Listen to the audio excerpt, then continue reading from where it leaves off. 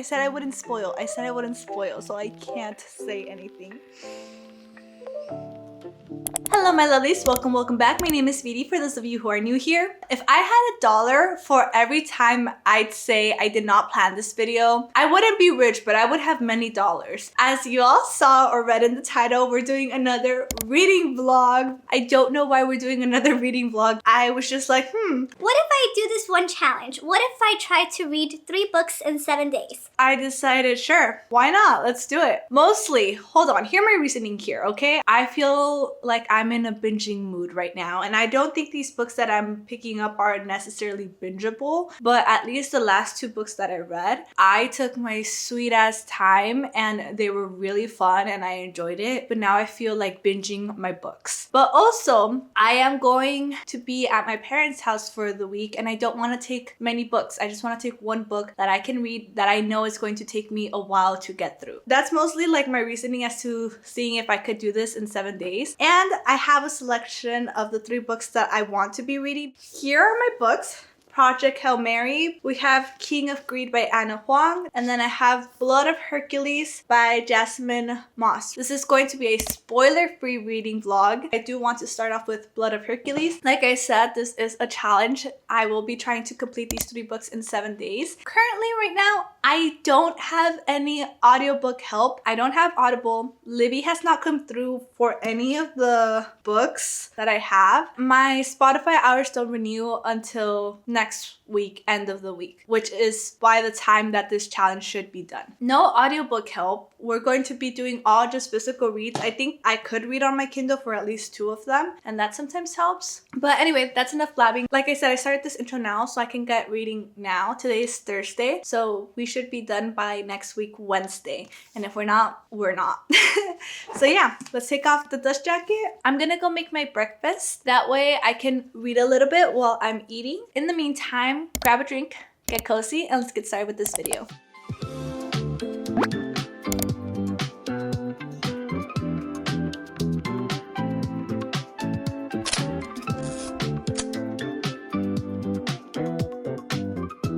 If I do,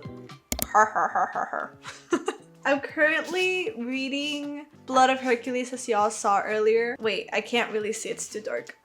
Okay, sorry if the light bothers y'all, but obviously we know, literally in the back it's just like, it turns out I'm Hercules or something like that. And right now, Alexis just got tested basically to see if she's a Spartan, and she did, and I got so excited. Like, I don't know how to explain it. I'm in page 80 right now and I'm so sucked into this book right now. I don't know. I think it's just because she has such a hard life and I want something good to happen. And obviously this could be good or bad, you know, like I still don't know what's gonna happen to Charlie. Anyway, I thought maybe I should record since my reaction to like her being tested if she was a Spartan was pretty funny.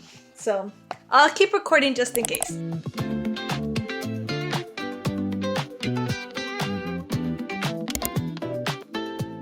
I just want to comment and say I did not know anything about this book going in except that this girl is probably Hercules. First of all, I want to make a note of like what was it called? The initial massacre? The initiation massacre? Like if they're having population issues, if they are not having enough offsprings, why make a event basically where you're killing off at least half of the generation that was born? That did not really make that much sense to me. It is interesting though, it just didn't make sense to me. It's obviously higher stakes and like you're fighting for survival, so it was interesting for the book, but at least in theory it doesn't connect. Anyway, Alexis made it into the crucibles and she got her mentors, plural, and of course it's Patro. Is it Patro? I say Patro. She got Patro and Achilles. Of course she did. And now I'm just like, am I reading a why choose? If she has to choose, can she choose Achilles? That's all I gotta say for now.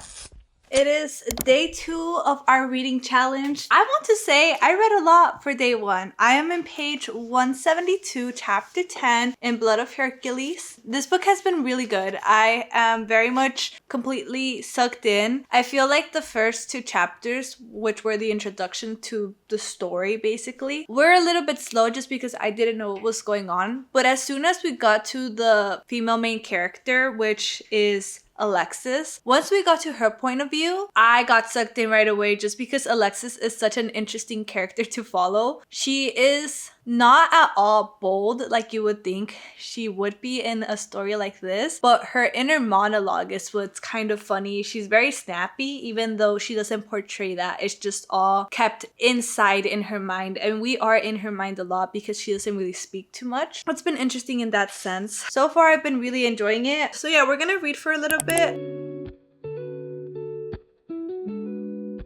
Okay, so I did take a nap and ate and just chilled for a bit. I have my drink here once again. This time though, it's an Olipop. It's a strawberry vanilla one. Anyway, that's not the point. Point is, the reason why I turned on the camera again is because I'm not halfway through yet, but I will be getting to that part pretty soon. Is this a white shoe situation? Like literally all of the tonic people are into her in a weird obsessive way, right? Like not into her as in like into her like that yet, but it feels like that's what we're leading up to. Augustus, Karen, Achilles, Patro, are we all into her? Is this a white choose? Am I getting into a white choose? I'm kind of into it. Obviously Achilles and Patro, you know, it's like this is what I feel like it's going to happen, right? Alexis and all of these people I just named will get together, and then some of the guys will get together. That's what I think will happen. I don't know. But we are comfy once more. So I'm gonna turn off the big light and start reading.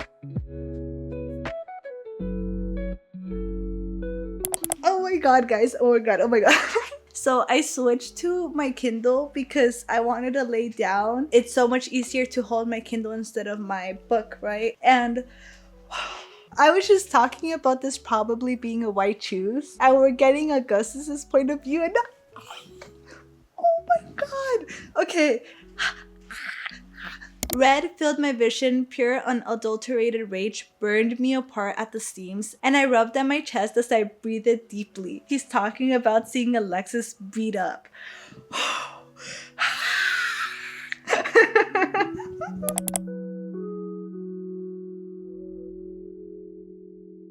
Oh my god. Oh my god. Ooh. I said I wouldn't spoil. So I can't say anything.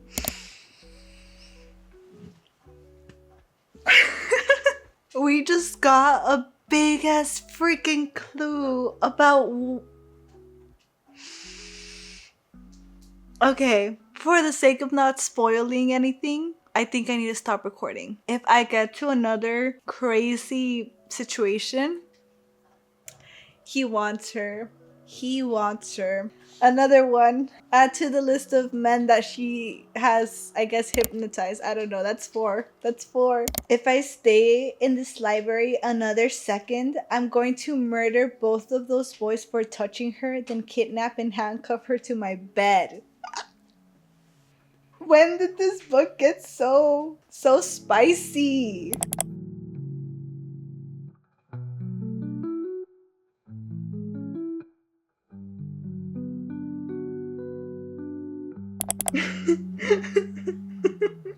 The way her inner monologue works when she's in these crucibles is very chaotic. There's no like linear process of her like thoughts, and it's really hard to follow sometimes, and you get glimpses, so it does really feel like you're kind of like going through it with her, right? So right now Karen is telling Achilles and Petro what Alexis did to the guys. It's quite a story, you see. After being punched, Alexis kneed one boy in the crotch, and then she kneed him again in the face as he fell. Petro made a noise in the back of his throat. So she managed to moderately incapacitate one boy. It's not like she... Then, Karen interrupted harshly. Alexis here lifted a library chair above her head and bludgeoned another boy until he was out cold. Patro turned and raised his eyebrows. Karen leaned close to my personal space. I narrowed my eyes and craned my neck back to look at him. It wasn't like that, I said. I just hit him once. With the chair. It was more of a tap. A light bulb. And then to add insult to injury, Karen continued like I hadn't spoken. She puked on the passed out fallen boy to assert her dominance over him.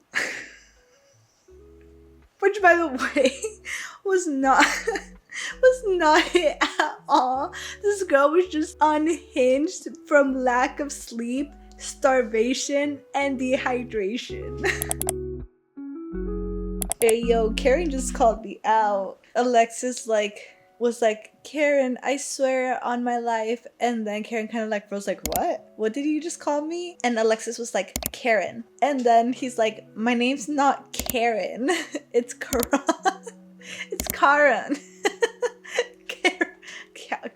Karen. I narrowed my eyes. Okay, but it's spelled with a K. Say my name now. Karen. Did you just say Karen again? What? No. Wait, can you pronounce it again? I don't know why that was so funny, but that was so hilarious.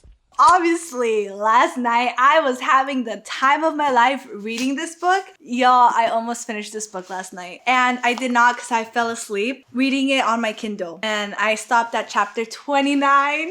I am loving this book. Again, a lot of it just has to do with Alexis's inner monologue. And I know I have not talked at all about what this book is about. I have just been blabbing nonsense. But it really surprised me, you know? It's really good in a... I don't even know how to explain it. I'm going to finish this book first, and then we'll talk about what it's about and like my final thoughts and stuff like that. This morning, we reached the Alexis, tell us who did this to you. Who did this to you? The who did this to you moment, and it was done so well. And the best part is that she's fighting her own battles too, so I'm loving the story. So we're gonna go ahead and finish this on camera, and I'm gonna try not to like give any more spoilers, but let's see how it goes.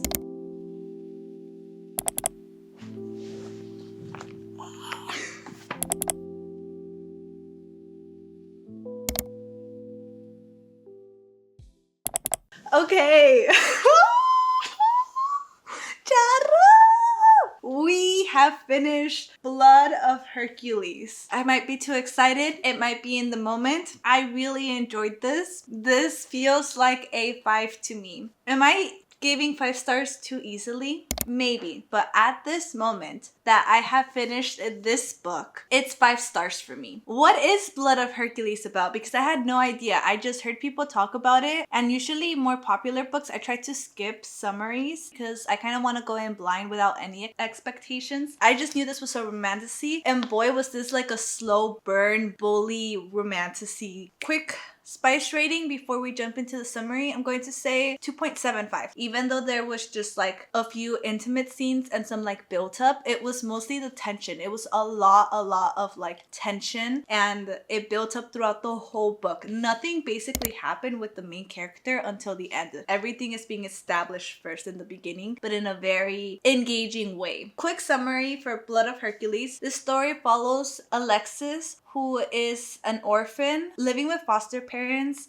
that do not care for her, neglect her, abuse her, and she's living in this world in the future where the Greek gods are real, essentially. We have a whole system of all of the Greek gods of the houses and what they represent. We have the Olympians, and then we have the tonics, and then we have the humans. That's kind of like a little bit of their system, right? We start with Alexis being introduced at 10 years old, and we see how she grew up with her foster parents. During the time that Alexis is 10, something happens to her foster parents. Eventually, she has to grow up homeless with her foster brother, and they are left alone to fend for themselves in this world with titans who are constantly like eating humans and whatnot. When she's 19, she's graduating high school, trying to take a test to go to a Spartan school where she'll be able to have like the best opportunity possible because she's like this genius in math. When she finds out that her blood actually isn't human blood like she thought, and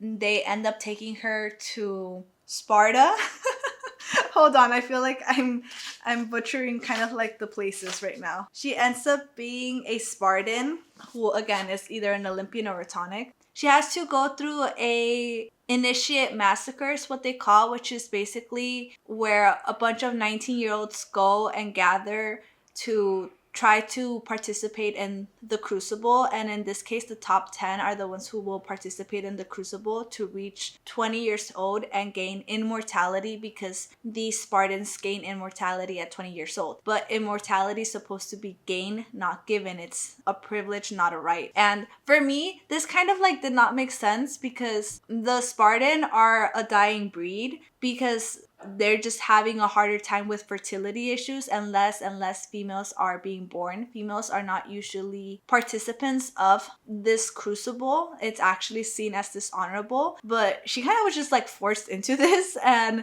basically that's what's happening. Alexis is trying to survive these crucibles after finding out that she is half Spartan. This story heavily relies on a trope that I do not like, but does it so well in this book, and that's the miscommunication trope. Just because Alexis had no idea she was part of this world, she knew about this world because it's parallel to her world. She's just like in the lower food chain of this whole world that she lives in. So she knew about it, but she doesn't know the society rules. She doesn't know the culture as well. She just is trying to survive. And there's this huge knowledge gap between her and like the society that she is now part of, where this miscommunication trope kicks in. But additionally with this miscommunication trope is that Alexis herself, because of how she grew in her experiences, does not talk to people. She doesn't like talking to people. She very much keeps to herself. She cannot stand up for herself, even though in her mind she's very witty and strong. But she's so pessimistic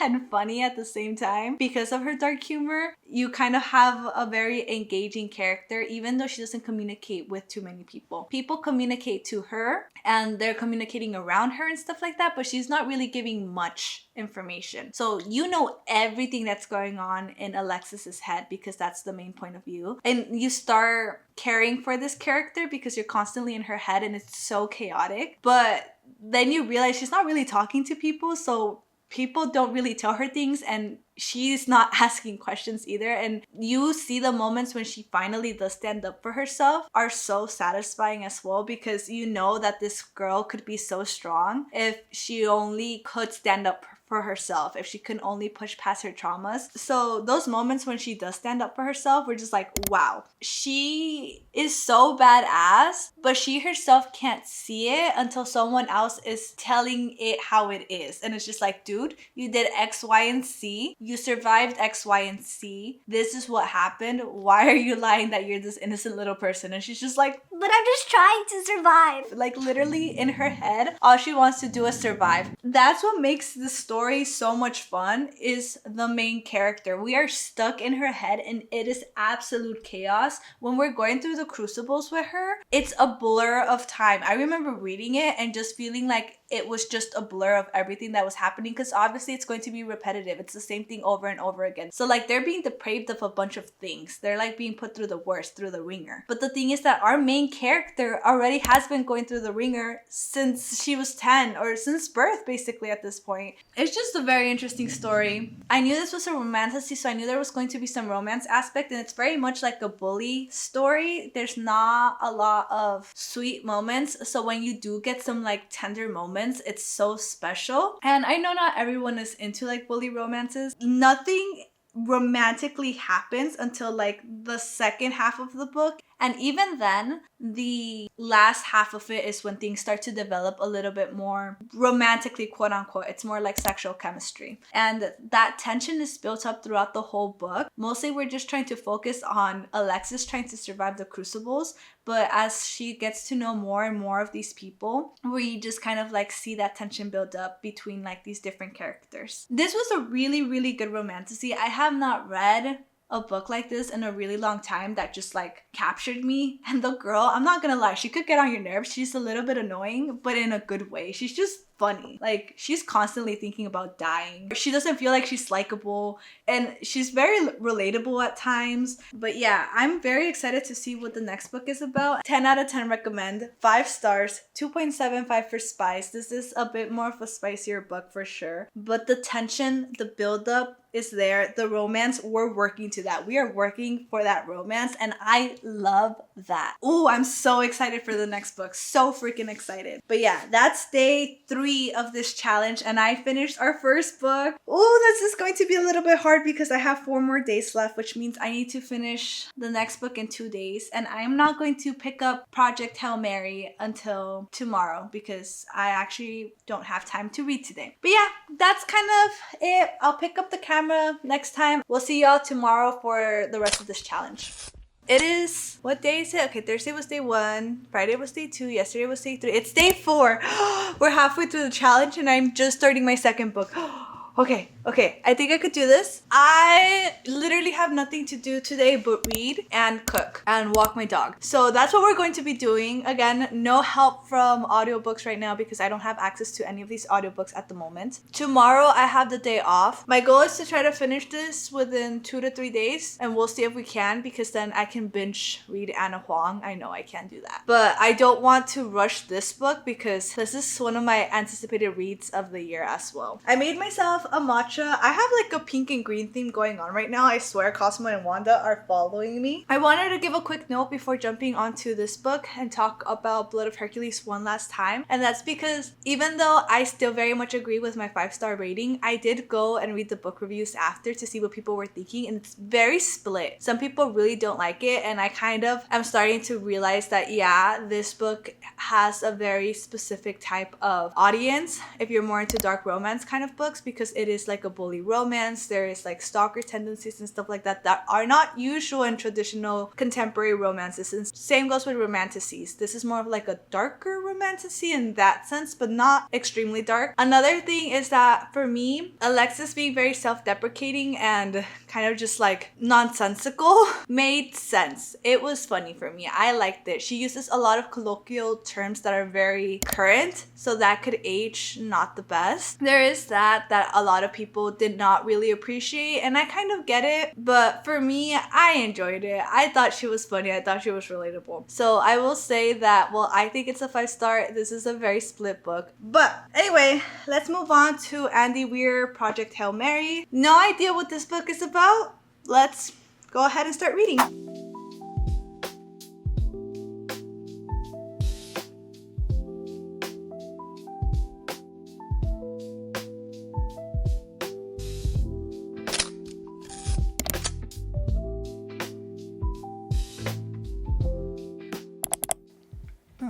I'm gonna try not to be too loud because it's literally the middle of the night. I have no idea where's my phone. Okay, yeah, it's 12:34. I'm a little bit over halfway through the book in chapter 18, page 292. Oh boy, this book, y'all, this book. I literally have been reading it all day nonstop. Or well, that's a lie. I did take a few breaks here and there. I took my dog on a walk, I ate dinner, and I did my everything shower, which included washing my hair and whatnot, which is why it's looking a little bit wild right now. So I did take little breaks, but other than that, I've been literally binge reading this book, and I cannot put it down. But I'm so tired because I have been reading for 10 hours. I started reading at 2:30. It's 12:30. Like, let's take away maybe like an hour, 2 hours for like walking, eating, and showering. So I've been reading for 8 hours, and I just want to keep reading. Like, the urge to finish this book tonight is huge, but I'm so tired. I'm so tired, and I don't want to wake up too late tomorrow. I want to tell you all kind of like where I'm at, where the story is going, and like all of that stuff. If you don't want to hear about this book at all, if you want to go in blind without knowing anything, obviously skip forward ahead to possibly like the next book I'm reading. I'll put like a marker here. If you've already read the story and or you haven't and you don't care to like know details about it, this story basically follows our main character Rylan, who wakes up from a coma and has no idea what's going on. He has absolutely no memory of anything and he's completely alone. And slowly he starts to learn and figure out that he's an astronaut in space and is on a mission to save humanity. So that's kind of like the gist of it, right? There's a lot that happens, a lot he discovers throughout. Like, what is it that's destroying humanity? Essentially, like what's going on is that there's a form of life that is non-sentient,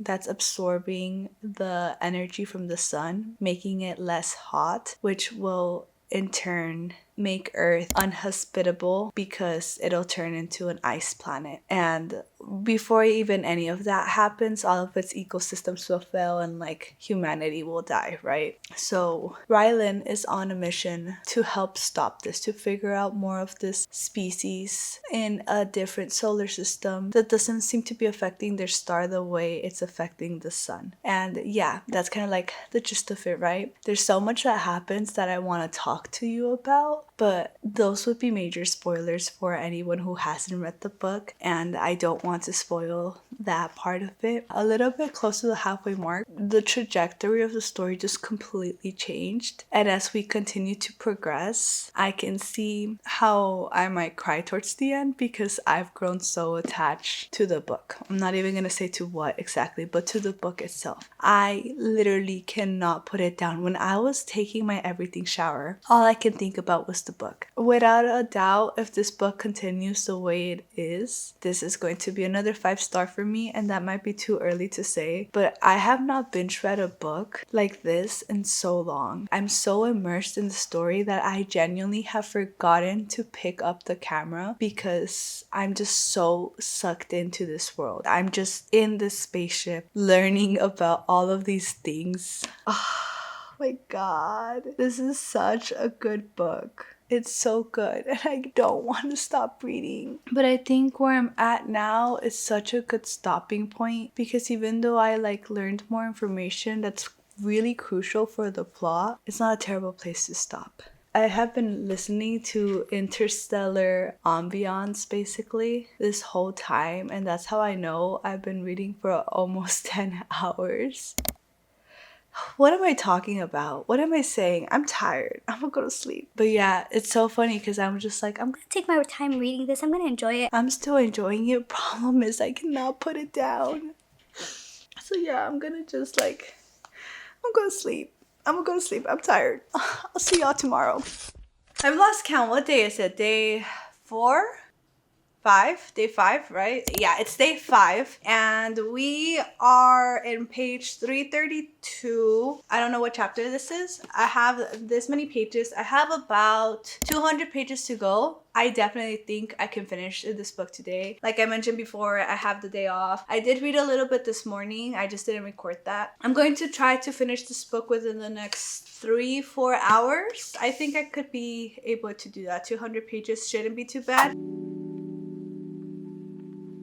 My heater's on because it's really cold today, so I apologize for the noise. But we're getting to the last like 30 pages and I'm getting a little emotional. So I know I haven't really been recording my reactions and I'm just like, okay, I know for a fact I'm reacting because I can feel myself like start getting in my feels. Let's turn on the camera and see if I can avoid spoilers.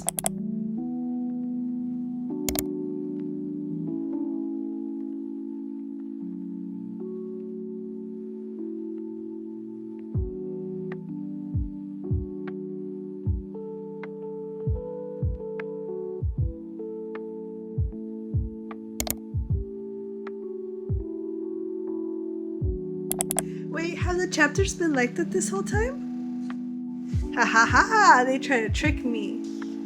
Oh. Oh. Oh no. I have 3 pages left and oh no.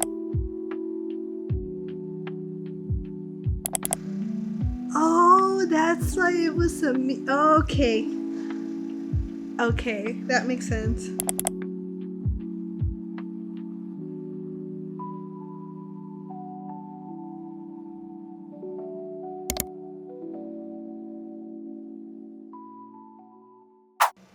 Five stars. Am I being too easy with my 5-star ratings? 5 stars. Let me turn off my heater so y'all can hear me better. That was not at all what I was expecting. It surprised me in the bestest of ways. I did tear up. Some tears did fall out of the corner of my eyes. I thought it was going to be very depressing actually, and that's why I was very scared of reading this book. But this was just beautiful. I can understand why people don't talk about it and they just say just go and read it blind. I don't even know what to say.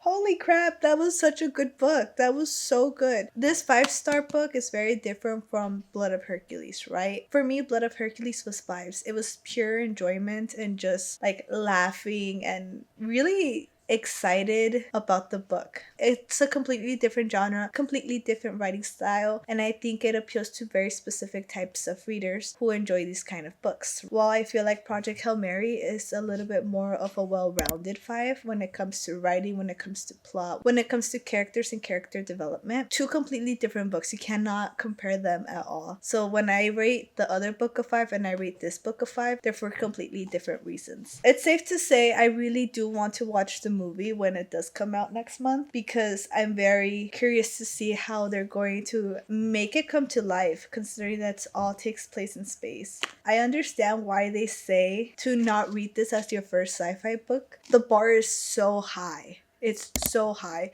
Granted, I feel like every sci-fi book I've read so far has been so good, and I think it's because I don't read them that often that when I read them, it's like a breath of fresh air. The plot is insane. I think a lot of it is just more about humanity and the decisions that we make and how we justify our reasoning and stuff like that. How would we go about discovering new things and how would we process things? I don't know how I would act under pressure the way Ryland does because he really obviously had years to prepare to go into this mission because he was part of this project from the very start of them finding out that humanity was in danger. He was very, very knowledgeable on the topic and was able to like problem solve thinking clearly and try to keep himself calm. So it just makes me wonder like how would I react in a situation with high intensity pressure like that? Will I be able to bring myself off down a ledge? Because that's what he had to constantly be doing. Like when he had moments of panic, he had to allow that panic to surface, allow himself to feel those emotions, but then bring himself back down. It is such an amazing book. I don't know how to talk about this book without spoiling anything, but it's beautiful. It's so beautiful. I loved every second of it. It made me feel scared. It made me feel happy. It made me feel sad. I felt every single emotion reading this book. I was completely taken by this book, like obsessed with it. Put aside the fact that I have to keep living my life, then I basically read this book cover to cover. So I'm going to say I read this book cover to cover because I have done nothing but read this book. I haven't even gone on my phone. I have no idea what's going on in the world right now. That's how good of a distraction this book is because right now it's so hard to go on social media. It's so hard to like see anything outside of my bubble because there's so much happening in the world. And the fact that this completely just worked as such a big distraction to all of that and gave me hope for humanity as well. Oof. Good book. Good book. I will be giving a more in-detail review during my reading wrap whenever that comes out. I have no idea when that will come out. I have a lot of books to review at this point. But yeah, I think I need a moment to like gather my thoughts to be able to give a more substantial review without spoiling anything, of course. But I think it's safe to say for now that this is going to be one of my top books of the year. I'm kind of mad I waited this long to read this book. Where was I that I waited this long to read this book? But also, I regret nothing. I regret nothing. This book, 10 out of 10 recommend to anyone and everyone. This rating vlog has been so good. Now I don't even want to pick up my next book. It's day 5. I have 2 more days. That's all I'm reading for today. Even though I have hours, I can read more. I'm not going to. I'm just going to simmer in this feeling of completing this book. I'm very satisfied. That's it for Project Hail Mary. I'll pick up the camera tomorrow. It is day 6 of our challenge, and we are picking up our final book, which means I have 2 days to finish this book. I think I could do it. I'm not going to rush myself, but I have a feeling I'll be able to complete this challenge. I did want to pick this book up last night, but I already had a really bad book hangover. I feel a little bit more calm now. Still thinking about Project Hail Mary, but this is completely different pace. It's a romance book. It's a contemporary romance book, so a completely different genre. Anna Huang does a good job of like making bingeable books as well. Like her writing is very easy to consume. We're gonna go ahead and get started with that. Not much intro. This is book 3 of the King of Sin series. They're all interconnected, so you could read them as standalones, but I like to read things in order just because you could see a little bit of the setup going throughout the previous books. So let's start reading.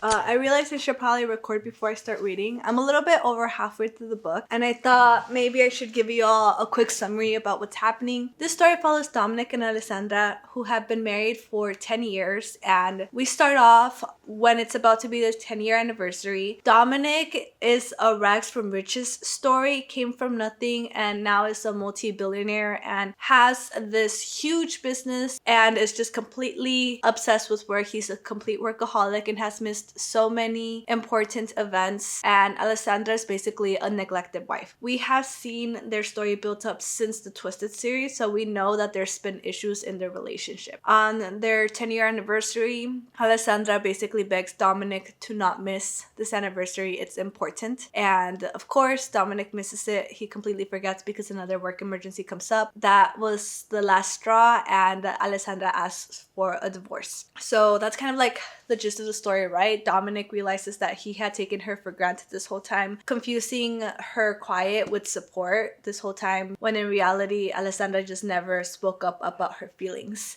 towards the matter. The only exception being the one time she asked to go to couples therapy, and once again, he didn't make it. So it's not that Dominic doesn't like Alessandra or has fallen out of love or anything like that. It more has to do with his own insecurities and upbringing, because he does have a bit of a rough past.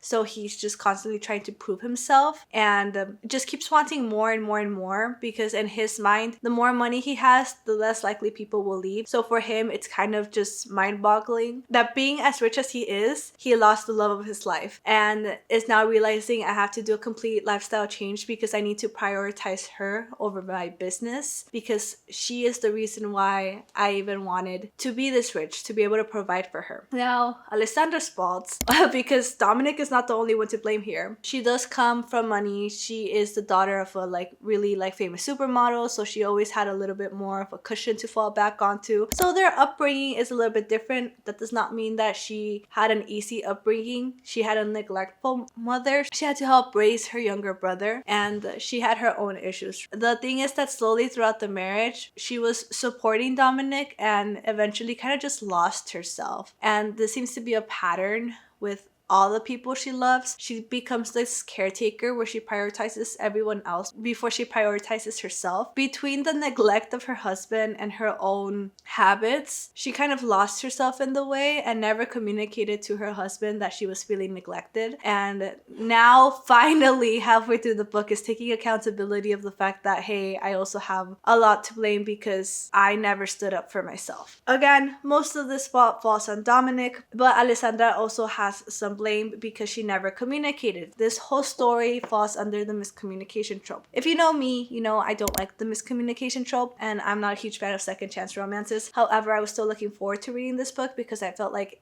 it could be done right. So far, I can say not my favorite. No, not really my favorite, because both Dominic and Alessandra frustrate me. I can say Dominic is trying to make up for those 10 years of neglect. I can see him trying. I'm not sure if he is committed to a lifestyle change, just because, again, a lot of it had to do with his upbringing and having to be able to face those insecurities when Alessandra has never faced that kind of problem. I don't know to what level of poverty he was living because he was in the foster system, but someone who grew up with very little had different struggles to someone who grew up with quite a bit. Their struggles will be completely different, and if they don't talk about it and obviously go to therapy about it, they can't complete it. I think the part that really annoyed me yesterday when I was reading this book is the divorce, how it felt like it did come out of nowhere, in the sense of Dominic was kind of blindsided because he wasn't aware how bad things had gotten because there wasn't ever communication. Now they're trying to work it out post divorce, and I'm just like, it's a romance book. We know that they're going to end up back together. We probably know that they're gonna get married again, and it's just like, you went through all that legal trouble just to get back together. Like, could you have had a separation period for a bit before jumping? I don't know. I've never been married. I've never been divorced. I don't know how it works. I do appreciate that we were finally reaching that point where Alessandra's starting to realize that she herself has some own traumas that she needs to work through and some own family issues that led up to like her always prioritizing everyone else before she put herself first. Because yeah, they're both kind of at fault at this point why their marriage failed. Yeah, we'll see how it goes. I do think I will be able to finish it today. I feel like, considering that I read this much yesterday, I can read the other half. It is day 7. I forgot to say today's day 7 of our challenge. It is our last day of our challenge. I do think I will be able to get this done.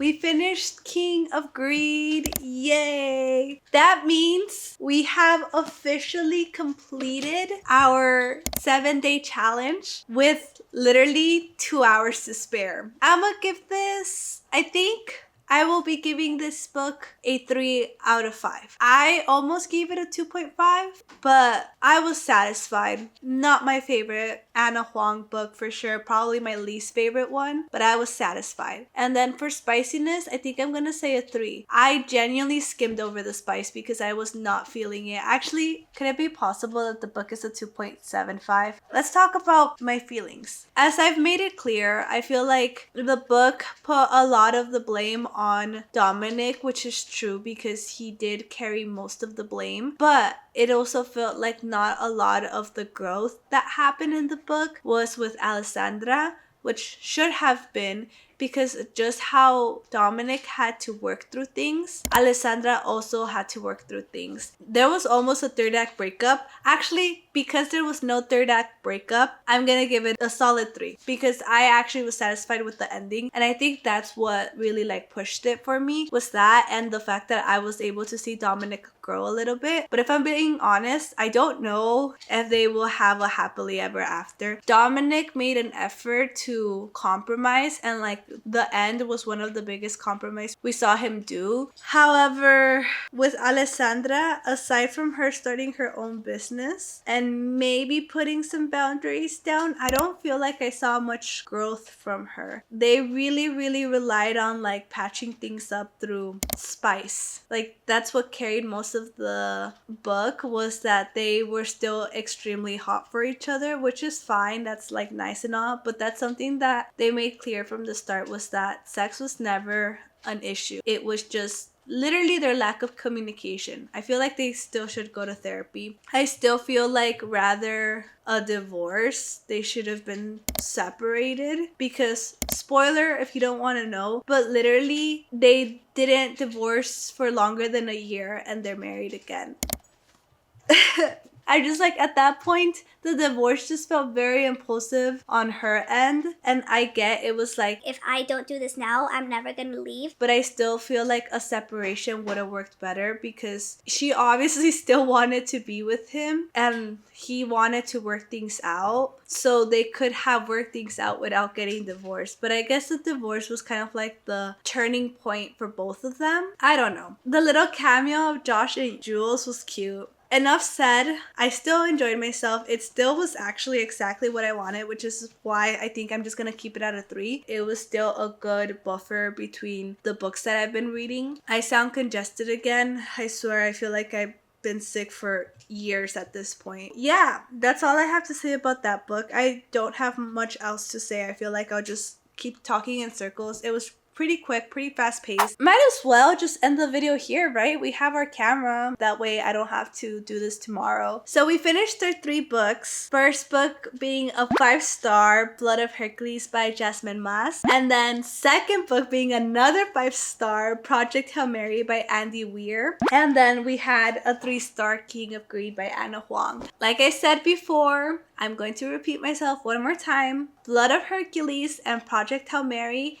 cannot be compared. Those 5 stars are for completely different reasons. One was all vibes, while the other one was plot and vibes.